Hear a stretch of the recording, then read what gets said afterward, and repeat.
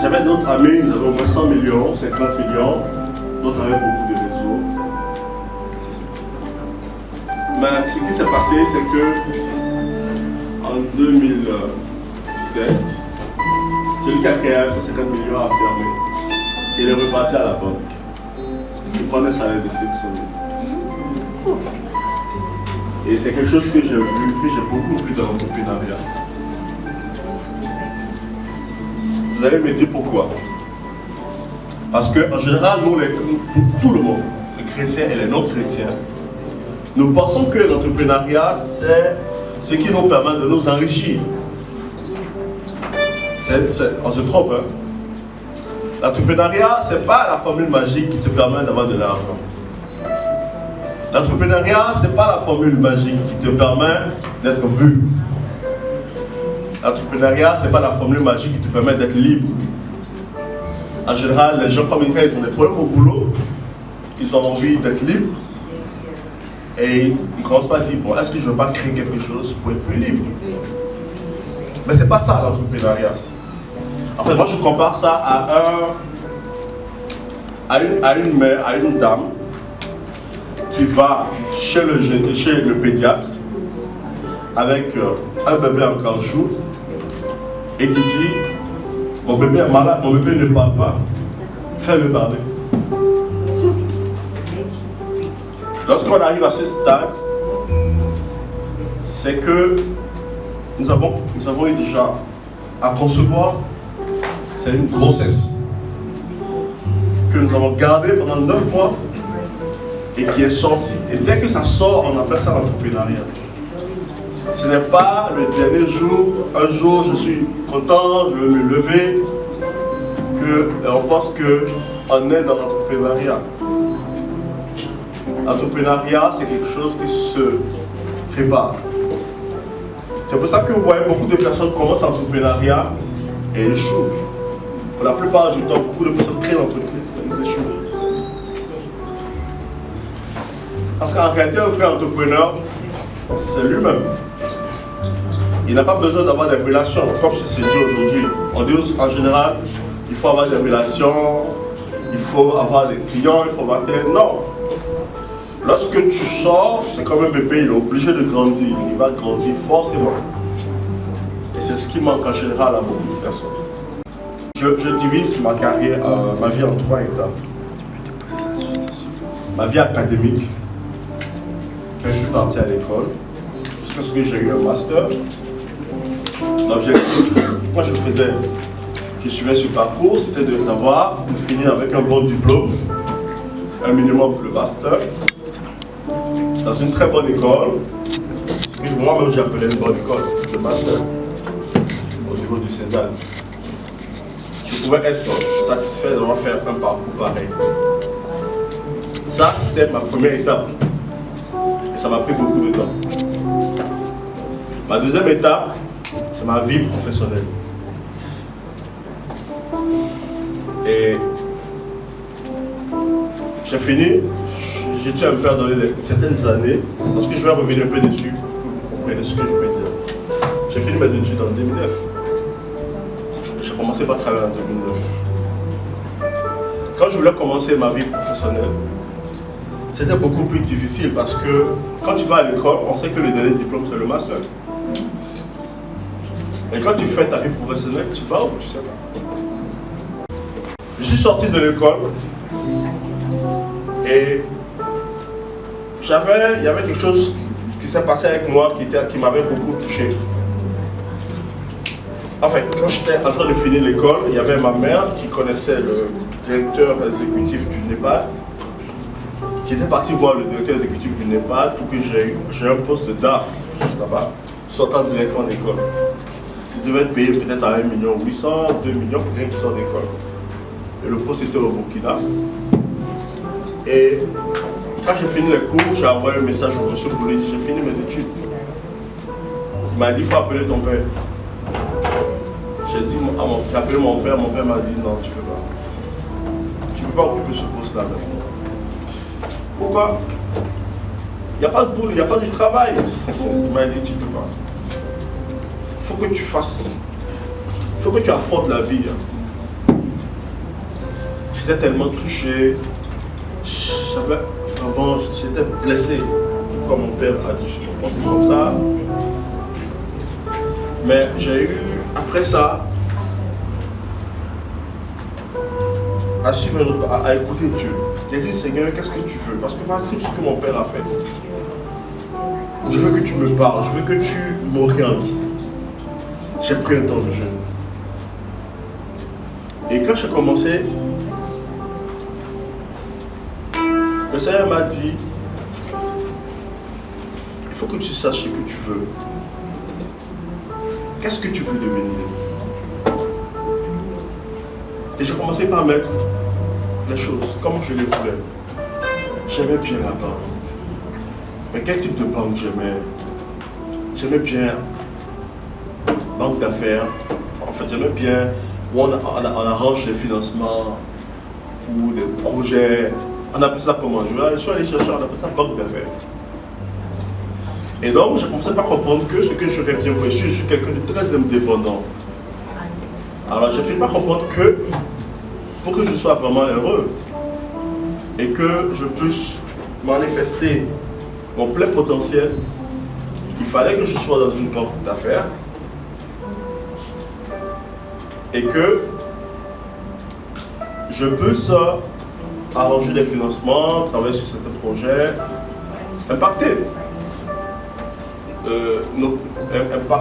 les entreprises, impacter en réalité même le pays. Mais alors j'ai dit, mais pour devenir banquier d'affaires, comment on fait? Je sors d'un master audit contrôle de gestion. J'ai regardé que, j'ai vu que pour devenir banquier d'affaires, c'est dur. Hein? Il y a 3 manières en réalité. La première manière, il fallait sortir d'une très grande école, HEC Paris, Warwick, Harvard, c'est de très grandes écoles. Je me suis rendu compte que je n'avais pas la formation qu'il fallait. Et je me suis dit, mais comment je fais? Parce qu'il fallait, c'est eux qui sortent, quand tu sors de cette école, tu passes analyste, où tu travailles beaucoup sur Excel, tu apprends les chiffres, tu fais au moins 3 à 5 ans, avant d'aller faire un MBA dans une très grande école encore, comme Harvard, en fait ils appellent ça les top 20. Et c'est de là-bas que maintenant, ils vont essayer de te prendre maintenant dans une banque d'affaires où tu vas faire tes premiers pas. J'ai dit, déjà pour faire ces MBA, il faut payer au moins 150 000 dollars. Ça coûte tellement cher. Mais toujours dire que c'est ce que je veux, c'est ce que je sens. Alors, je vais faire une planification. Je suis allé prendre les livres de planification au César, qui est une bonne bibliothèque dans ce sens. Et j'ai commencé par apprendre à planifier. Et là, je vais voir que je vais dire, bon, aujourd'hui, je suis auditeur. J'ai un master audit. La première fonction qui me permet d'aller vers ça, c'est de passer auditeur. Auditeur où? Dans une ONG ou une banque, naturellement, où je vais passer par un cabinet d'audit. Alors j'ai mis le cabinet d'audit. Après, j'ai mis banque, auditeur de banque. J'ai dit, bon, je fais combien d'années? J'ai dit, bon, je fais 5 ans. Moi, je vais avoir de l'expérience. Et quand je vais avoir de l'expérience, il faut que je m'approche encore de la banque d'affaires. Avec les banques ne paient pas aussi bien pour que je puisse me payer une scolarité de MBA à 60 millions. Donc, il va falloir que je puisse aller vers une banque de développement. Donc, là, au moins, je suis auditeur senior, je suis adjoint directeur. Et tout ça, il faut avoir beaucoup d'informations pour planifier comme ça. Et ma prochaine étape, c'était, bon, ok, je fais 5 ans dans le milieu bancaire. Après, je vais passer dans les banques de développement, où je vais faire peut-être 2-3 ans, et avoir un bon dossier. Et après, je vais faire un MBA pendant 2 ans. Et quand je vais sortir, je vais rejoindre une banque d'affaires. J'ai fait la planification. Ça me faisait environ 10 ans pour finir d'étudier. Et il fallait au moins 2 ans pour apprendre la banque d'affaires. Et au bout de la 13e année, je pouvais maintenant devenir vraiment responsable d'une banque d'affaires. C'est comme ça que j'ai fait ma planification. Et je peux bien le dire parce qu'après j'ai compris que je l'ai fait de la part de Dieu. Je l'ai fait vraiment, c'était Dieu qui m'inspirait, c'était Dieu qui me parlait. Parce que, effectivement, je pense que ça, c'est pas mon sujet. Tu ne peux pas réussir ta vie si tu n'as pas une planification. Tu sais là où tu vas et tu sais ce à quoi tu t'appelles. Quand je vais traiter le sujet de l'entrepreneuriat plus en détail, on comprendra pourquoi. Et c'est comme ça que j'ai commencé une carrière. Effectivement, quand j'ai fini de planifier, j'ai eu un autre poste dans une ONG où on devait me payer quand même un bon salaire. Bon, j'ai dit non. J'ai maintenant une planification. J'ai eu beaucoup d'opportunités en ce moment, j'ai dit non. J'ai une planification devant moi, je dois la respecter. Et effectivement, quand j'ai fini la période du test, le premier poste s'est ouvert. Dieu m'a dit, si tu veux avoir le premier poste, il faut que tu apprennes à bien rédiger. Et il m'a dit, ton mémoire, tu finis ça. J'ai pris un mois. Il y avait une banque qui m'a appelé pour un poste d'éditeur interne. Dieu ne ment pas, forcément. Donc j'ai accepté de passer par le cabinet. Mais j'ai dit, mais dans mon programme, là, je vais passer auditeur et cabinet aux banques. Là. Mon objectif s'approche plus de la banque. Alors je suis allé vers la banque directement. Et j'ai fait un mois en cabinet, puis j'ai continué en banque. Je vais faire environ 5 ans en banque. Alors, quand je suis arrivé en banque, 2010, surtout, j'ai remarqué que oui, je suis en banque, mais ça demandait tellement de capacités que je n'ai pas. Il fallait être très patient, il fallait rédiger. Et l'audit, c'est un métier où on est playard, on se plaint tout le temps. Tous les autres peuvent avoir un peu de... Ils savaient de quoi s'en sortir. Mais nous, on est toujours en train de nous plaindre. On est toujours en train de dire que la banque ne va pas bien, la banque ne va pas bien, mais les autres disent que j'ai de l'argent. Et je ne sentais pas que j'utilisais mes compétences, mes talents, etc. Je sentais aussi que je ne réalisais pas forcément. Je sais que je suis sur le chemin de ma vision, mais j'ai dit je vais encore mieux arranger ça. J'ai voulu écrire un business plan. Un banquier d'affaires, c'est d'abord écrire un business plan. C'est le b.a.-ba, je suis banquier d'affaires. En voulant écrire le business plan, je me suis rendu compte que je ne pouvais pas écrire un vrai business plan. J'ai dit, il faut que je parte à l'école académique. Mais je ne veux pas attendre d'aller faire un master. Encore en entrepreneuriat, jamais, non, ou bien en finance. Alors, j'ai commencé quelque chose. Le métier de banque, c'est un métier très prenant. Je descends à 20h, 21h. Mais je passe au César pendant mes pauses. Je prends deux livres. Et quand je prends 2 livres, je rentre le soir, je lis 2 livres chaque semaine. Et je fais mon résumé. Donc je travaillais et je bossais la nuit jusqu'à 2h, 3h. Et je partais au boulot à 7h. Je l'ai fait pendant 2 ans, 2009, 2011. Où j'ai vraiment appris et j'ai lu, je pense, 200 livres. Je me rappelle que j'ai lu 200 livres et j'ai fait tous les résumés des livres. Et c'est là que j'ai commencé par comprendre que oui, maintenant en finance, oui, j'ai lu tout ce qui est, entre tout ce qui concerne le banquier d'affaires. Je ne suis pas allé à la bourse parce que le banquier d'affaires n'est pas un gars de la bourse. Mais je suis allé, j'ai compris, quand on me parle de business plan, je sais ce que ça veut dire, on me parle de fusion-acquisition, je sais ce que ça veut dire, on me parle de finance, je sais ce que ça veut dire, on me parle d'acquisition de société, je sais ce que ça veut dire, je connais chaque thème. Et cela m'a permis d'acquérir de la connaissance théorique. Quand on me parle de les calculs financiers, là, je savais ce que ça veut dire. Et après, j'ai compris qu'à partir de 2011, que j'étais quand même académiquement prêt maintenant. Mais je partais toujours à la banque, je travaillais, j'avais un rythme normal, je descendais au moins à 20h. Enfin le samedi, je partais au travail, mais j'alternais. En 2011, j'ai compris que j'ai quand même beaucoup lu. Et au César, il y avait plus de livres que je pouvais prendre parce qu'ils ont pris les mêmes livres forcément. J'ai dit bon, maintenant je vais essayer de voir ce que je fais. 2011, j'ai dit bon, je vais chercher à voir, est-ce que je ne peux pas intégrer un MBA, toutes mes connaissances théoriques là. J'ai cherché tous les MBA, j'ai vu qu'il y avait un très bon MBA à Londres, ça coûtait cher, ça coûtait près de 60 millions.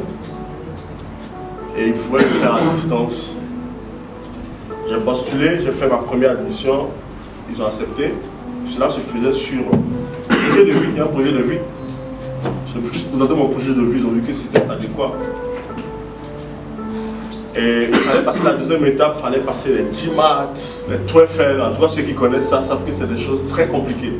Parce que même quelqu'un qui a fait un anglophone ne peut pas avoir 99% du GMAT.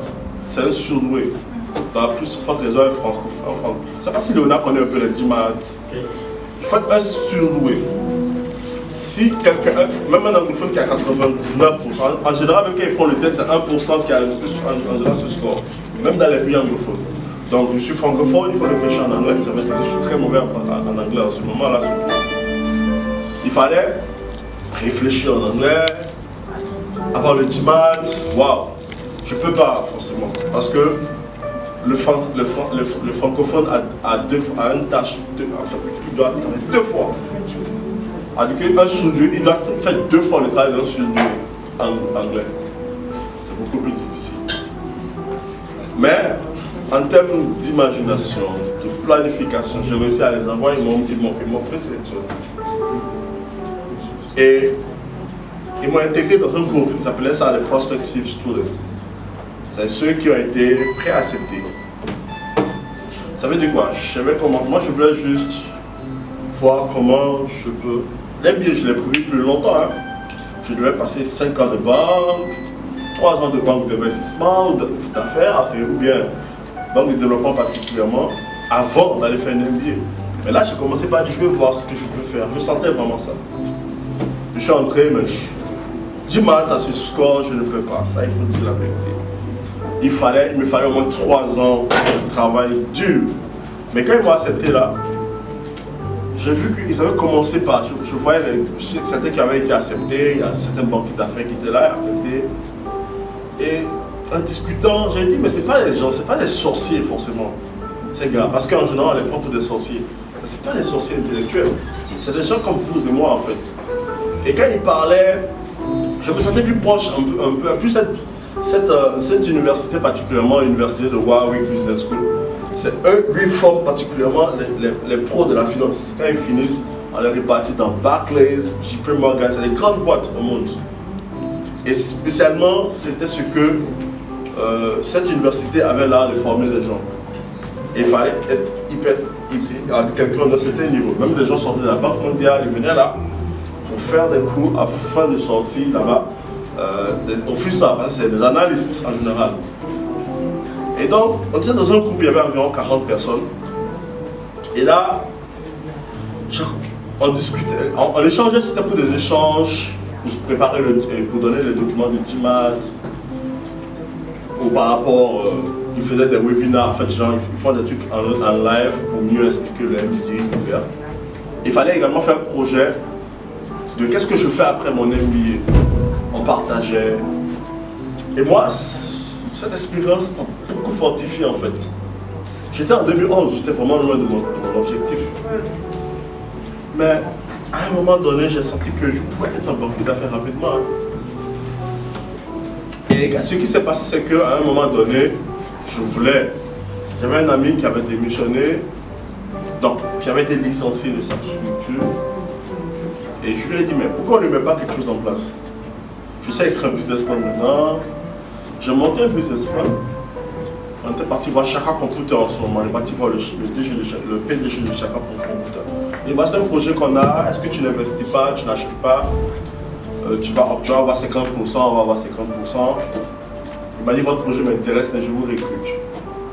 Je lui ai dit, moi je suis banquier hein, déjà. Donc, il m'a dit, non, je peux te donner 2 fois ton salaire. Je dis, tu as combien? Moi j'ai 500 000, donc je te donne 2 fois, je te donne 1 million. Après il a dit non, c'est pas ce que je veux moi.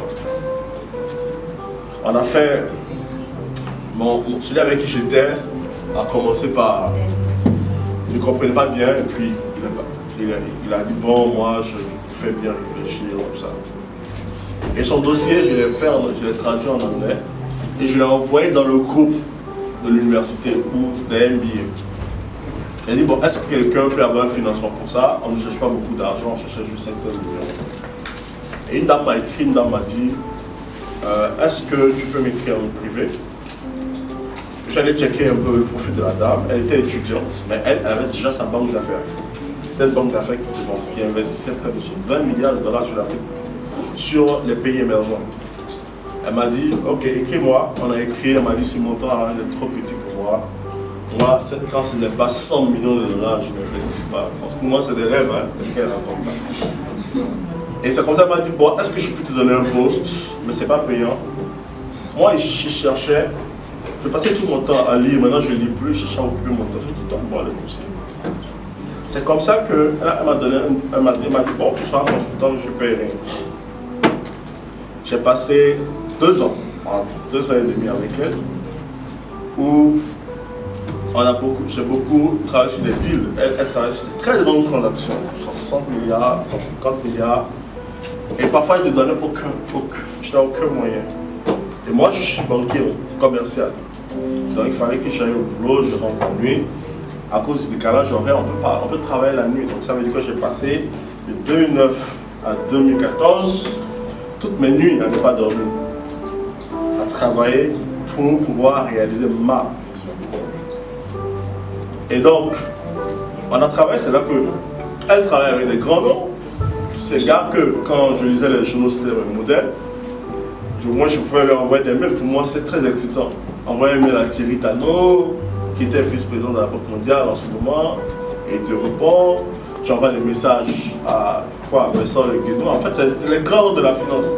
Et donc, pour moi, le fait de travailler rien qu'avec eux, ça m'excitait. Et après, je commençais à prendre des initiatives qu'elle ne m'a pas demandé. Et elle a commencé, on n'a pas monté des dossiers la nuit, hein, bizarrement. Et elle a commencé à donner des fruits. Et je l'ai fait jusqu'en 2013. Mais en 2014, je me suis rendu compte qu'on a fait une opération, elle a gagné près de 20 milliards. Ma femme m'a dit, bon, on va créer une entreprise, je ne pense pas. Il faut créer l'entreprise. On a créé l'entreprise. En 2015, je me suis retrouvé. J'ai fait un bond. Au lieu de passer 5 ans en tant que banquier commercial, passer par une banque de développement, aller faire un MBA, on a créé la structure. Et les premiers mois, on a créé en 2014, les premiers mois, je n'étais pas sûr forcément de moi. On a fait 10 millions de chiffre d'affaires. Et c'est comme ça que je suis rentré dans ce monde. Et ça va encore aller très vite parce que quand je suis arrivé, j'ai eu le temps de beaucoup apprendre. Alors, les forums, on m'a invité juste à un forum. Ma réaction a beaucoup étonné les gens parce que là, j'étais devant quelqu'un qui a été mon modèle depuis des années. Depuis 2007, il était un modèle. Et il était devant moi, je peux dire que quand on parle de capital investissement, c'est différent. Je ne veux pas rentrer dans ces détails. C'est vraiment le meilleur d'Afrique. Mais le jour là, il faisait un forum, j'étais là. J'ai payé pour aller m'asseoir. Mais je l'ai tellement assommé de questions. Il répondait, je connais tout ce qu'il fait en fait. J'ai tellement répondu qu'à la fin, il a dit, oui, je veux le voir à la fin. Prochain forum, on m'a mis maintenant comme speaker. Et c'est parti, parce que aussi, c'est bien de se faire de l'argent, mais c'est bien aussi de se faire connaître, d'apprendre avec des grands. Et après, Jeune Afrique appelle, je peux faire une interview sur toi. Et c'est comme ça, bon, quand tu commences à se commencer à se faire, c'est là que tu dois rendre que oui, tu as une personnalité. Après, moi-même, j'ai stoppé, je ne veux plus que quelqu'un vienne faire des trucs sur moi, parce que quand tu n'as pas encore bien travaillé ton orgueil, c'est mieux que les journaux t'entendent. Donc, c'est comme ça que 2015, comme ça, à tous les forums, 2016, je me demandais qu'est-ce qui se passe. Il y avait la grâce de Dieu, Dieu m'attendait, c'est vrai. Mais, lors des forums, franchement, je me suis rendu compte, même les choses que j'ai apprises en 2009, 2010, même des petits détails de la finance. Et moi, j'achetais, les documents là, Jeune Afrique Finance. Il y avait 2 livres là. Je les achetais chaque mois. Je lisais chaque mois. Donc ça veut dire quoi? C'est gravé dans ma mémoire. Même telle opération, je vais regarder, il a financé comment, qui l'a utilisé, quel mécanisme, tout. Donc quand il parlait, de sa propre expérience, il s'est rendu compte que je connais son expérience tellement que il a dû stopper, quoi, parce qu'il avait quand même, c'est vraiment un géant dans le domaine. Et la manière dont il voyait que je répondais, il m'a dit, mais attends, c'est qui celui-là? Comment il fait pour connaître autant ma vie, autant mes opérations historiques? Et à la fin, il a demandé à me voir. Franchement, même ceux qui sont dans les banques d'affaires ne rencontrent pas ce monsieur comme ça. Quand on s'est vu, il m'a dit, je veux savoir, vous sortez de quelle école? C'est la première question qu'il m'a demandé. Vous sortez de l'art? J'ai dit non, je sors du César. Je ne connais pas cette école. J'ai commencé par rire. Il m'a dit, vous avez fait quoi? Vous avez fait JP Morgan? Quelle école? Non, moi je suis chez le Cicade, c'est ce que je sais. Et c'est une nouvelle banque d'affaires. Il m'a dit, parce que non seulement vous êtes pointu dans votre domaine, mais quand on parle de capital investissement, vous êtes assez pointu aussi. J'ai dit, je l'ai appris dans les livres. Et je l'ai appris en lisant ce qu'il fait. Quand je vois sur son site web, je regarde ce qu'il a fait et je regarde comment il a fait. Je réfléchis, je vais regarder par rapport à ce que j'ai appris. Comment il a réussi à le faire? Donc moi, je comparais ce que j'apprenais théoriquement avec ce qu'il faisait. Parce qu'il était trop bon. Il m'a dit, waouh. Il m'a dit, bon, j'ai un prochain forum. Je voudrais qu'on y participe ensemble. Et là, il va beaucoup m'étonner, on était en Éthiopie, c'était un truc de Wharton, l'université qui est une très grande université. Lors de ce forum, il y avait beaucoup de jeunes talentueux et il a fait exprès, il m'a mis certains. C'est des entrepreneurs, c'est des gens qui ont eu un carrière normale, c'est des banquiers d'affaires, ils sont leur structure, un peu comme moi. Il fallait traiter un peu sur le rôle de la banque de développement sur l'Afrique, sur le développement de l'Afrique. Et je pense que voilà, moi-même j'ai eu chaud parce que j'avais affaire à des gens jeunes et qui étaient hyper talentueux. Waouh! Mais à la fin, j'étais là quand on m'a appelé, on m'a dit qu'on me donnait le prix de meilleur jeune africain futuriste. Oh. J'ai même coulé les larmes en fait parce que je me suis dit waouh! Il m'a dit, en fait, je crois que. Il m'a dit quelque chose, il n'est pas chrétien. Il m'a dit, tu as vraiment une bonne préparation. Et je peux vous dire, même les clients, tout ça. En tout cas, c'est vraiment Dieu qui a vraiment fait ce travail. Mais il y a eu un préalable, en fait. Et donc, c'est comme ça que je suis devenu un banquier d'affaires. Mais, imaginez, j'attendais, si je dois faire 2009 plus 12 ans, il fallait attendre 2021 pour que je vienne à ce poste-là. 2021. Je ne veux pas dire 2022. Mais, parce que j'ai compris quelque chose. J'ai compris qu'il ne fallait pas que je me laisse. Il fallait que je puisse avancer moi-même.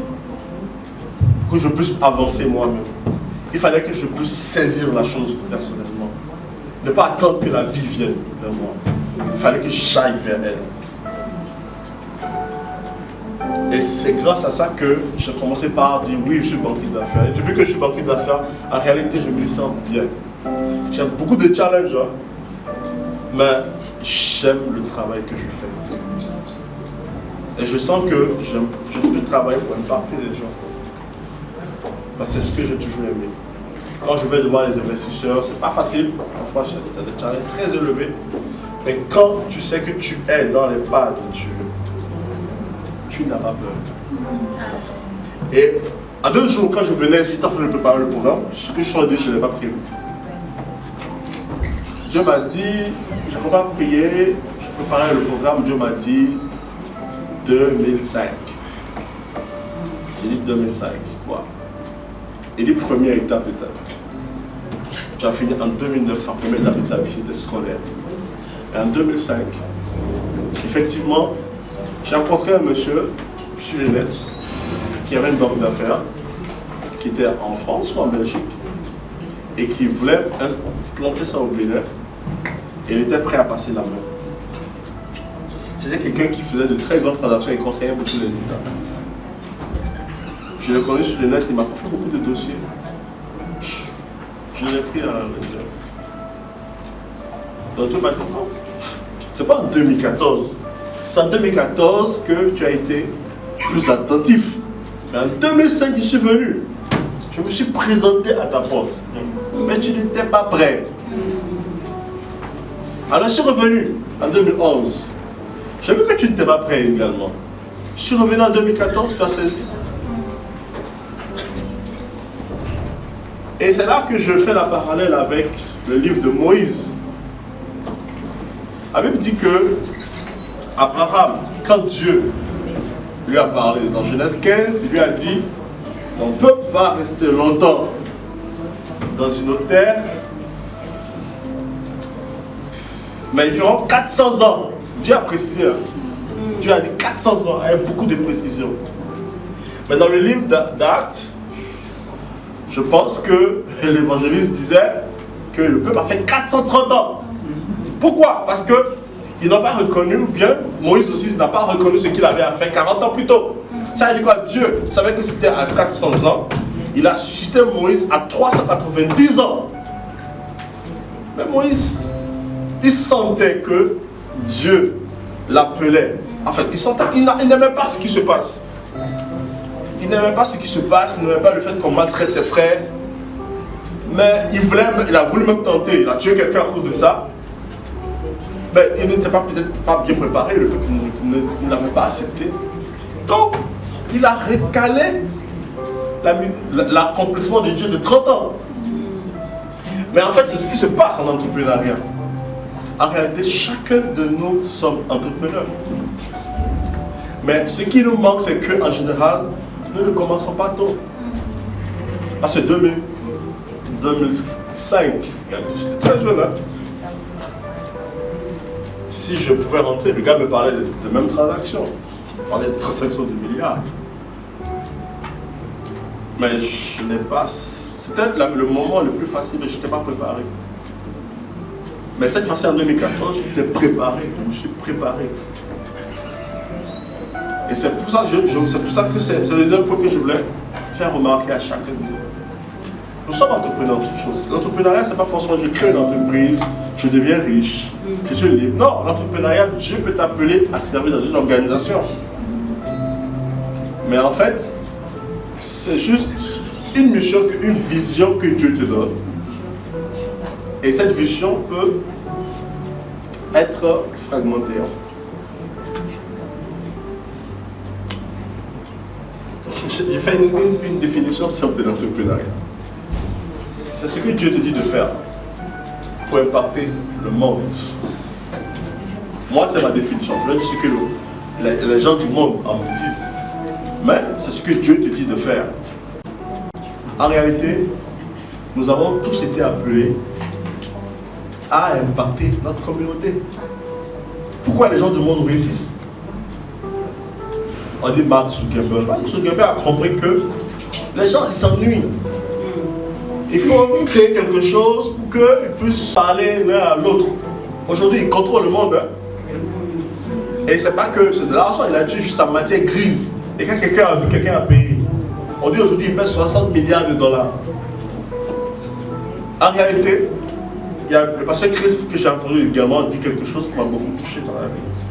Il dit, l'entrepreneur, c'est celui qui cherche à améliorer le monde.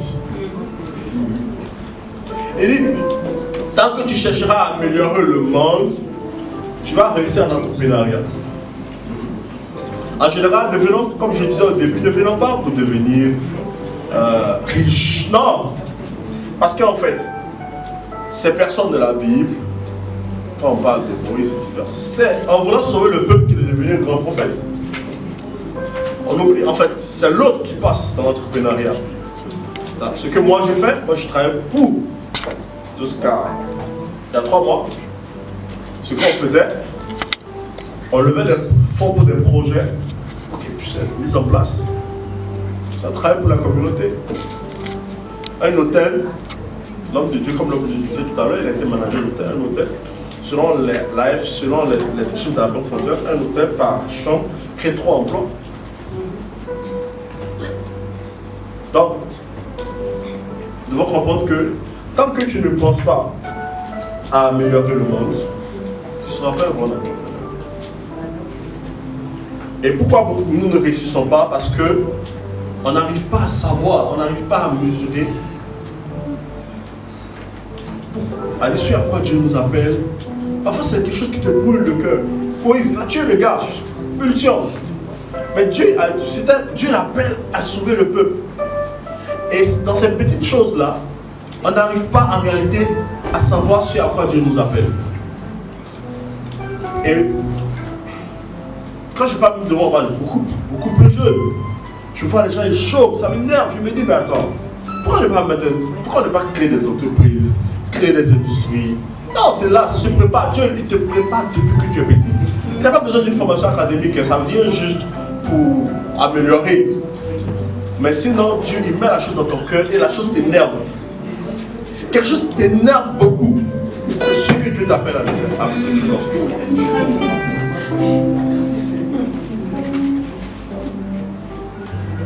Alors, je vais aller rapidement présenter un peu qu'est-ce que le monde dit sur l'entrepreneuriat. Ce matin, je n'ai pas, c'est tombé sur moi fort, je pense. Je sais pas, on dit que Jeff Bezos, je pense que c'est comme ça qu'il s'appelle. Jeff Bezos. Il disait, si lui l'a réussi, parce que lui prenait beaucoup de risques. PDG de Amazon. Amazon, yes. Je sais pas s'il prenait beaucoup de risques. Et je suis allé dans l'étymologie même de l'entrepreneuriat. Ça veut dire se saisir de quelque chose. Moi, je dirais se saisir de sa vision, d'une vision que Dieu t'a donnée. Les gens du monde ont donné aussi des définitions assez... Je vais aller rapidement parce que on n'a pas assez de temps. Mais ici, lui, il dit, déjà première définition, il dit l'entrepreneuriat recouvre les activités qui concourent à la formation et la croissance d'une entreprise. Donc, la conséquence première est la création de la valeur. Mais moi, sa définition ne m'emballe pas trop, mais celui qui me touche beaucoup, c'est un économiste qu'on appelle Joseph Schumpeter, qui dit c'est une personne qui veut et qui est capable de transformer une idée en une innovation réussie. Ça revient. On dit le diable il a volé chez Dieu. Dans le système chrétien, on dira la vision que Dieu te donne, la mission que Dieu t'a donnée. Il y a un autre homme qui dit ici, l'entrepreneur c'est une personne qui est prête à mettre sa carrière en jeu et sa sécurité financière pour mettre en œuvre une idée, à mettre son temps et son capital dans une entreprise risquée. Ça veut dire qu'il y a le risque. Effectivement, je bénis Dieu pour la vie de l'homme de Dieu qui est là. Avant de commencer l'entrepreneuriat, il fallait que je démissionne. C'était dur. Un banquier ne démissionne pas beaucoup. Hein?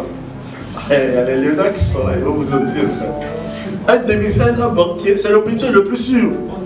C'est le métier où, même quand l'entreprise s'écroule, quelqu'un d'autre viendra reprendre la banque. La banque, ceux qui travaillent dans une banque, ils ne perdent jamais son emploi. Ou bien, chef. Parce que c'est un système, les gens ont mis leur argent là. Personne ne laissera une banque s'écrouler. Donc le banquier ne perd jamais son emploi, sauf s'il a fait une faute lourde. Donc, il fallait quitter ce système pour aller dans un système où tu ne sais pas quand tu vas avoir l'argent, rien.